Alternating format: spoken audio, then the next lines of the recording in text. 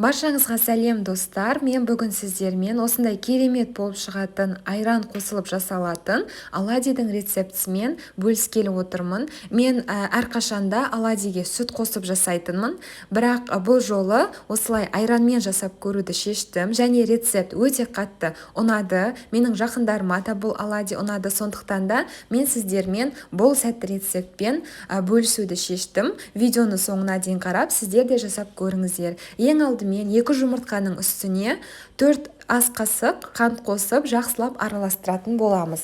Бұл жерде миксерді қолданудың қажеті жоқ. Осылай шанышқымен немесе венчикпен біркелкі болғанша араластырсақ жетеді. Және осы массаның үстіне шым-шым кішкене ғана тұз қосамыз, тағы да жақсылап араластырамыз. Және де алдын ала жылытып қойған айранымызды осы массаға құйып, жақсылап тағы да сұйық масса шыққанша араластырып шығамыз. Мұздай күйінше салқын айранды қосуға болмайды, мейлінше жылытып алыңыздар. Міне осындай сұйық масса шығады.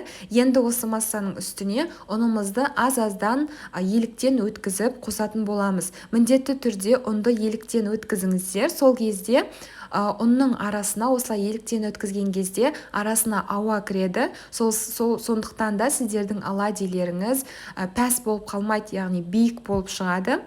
Сондықтан да кез келген десерт түрін дайындаған кезде міндетті түрде ұнды еліктен өткізуді әдетке айналдырыңыздар. Мінекей осылай аз-аздан ұнымызды қоса отырып, қою қаймақтай болып шығатындай сондай масса шығу қажет. Әркімде ұн әртүрлі болғандықтан ұнды міндетті түрде осылай аз-аздан қосыңыздар. Және де осылай қоюланған кезде, қою қаймақтай масса шыққан кезде ұн қосуды тоқтатамыз. Жақсылап бір рет араластырып аламыз. Оның басқа ингредиенттерге барынша біріккеннен кейін біз жарты шай қасық сода қосамыз. Соңында қосамыз бұл соданы. Сол кезде бізде, яғни осы қамырдың ингредиенттерінің бірі ол айран. Осы айран мен сода реакцияға түсіп, және өзінің қызметін атқару үшін біраз уақытқа қойып қоямыз. Шамамен 10-20 минуттай қойып қоямыз. 10-20 минут өткеннен кейін біз табамыздың астына от жағамыз. От міндетті түрде қатты жанып тұру қажет. Табамыз мейлінше жақсы қызуы қажет. Содан кейін үстіне осылай сұйық майды құйып, дайын болған қамырымызды аз-аздан осы табамызға салатын боламыз. Алдын ала табаны қыздырып қою қажет, өйткені егер табаңыздағы май қызбайтын болса, онда барлық ішіндегі майды оладьи өзінің бойына сіңіріп алып, оладьи өте майлы болып шығады. Сондықтан да таба міндетті түрде қызып тұруы қажет. Және де осы табамызға, осы біздің оладьимызды салып болғаннан кейін міндетті түрде бетін жауып пісіретін боламыз.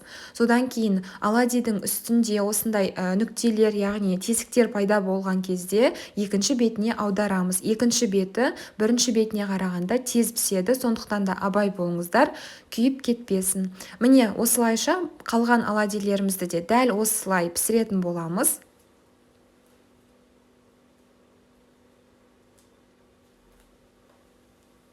Міне менде бұл соңғы оладьилерім. Барлық оладьилерді пісіріп бітірдік.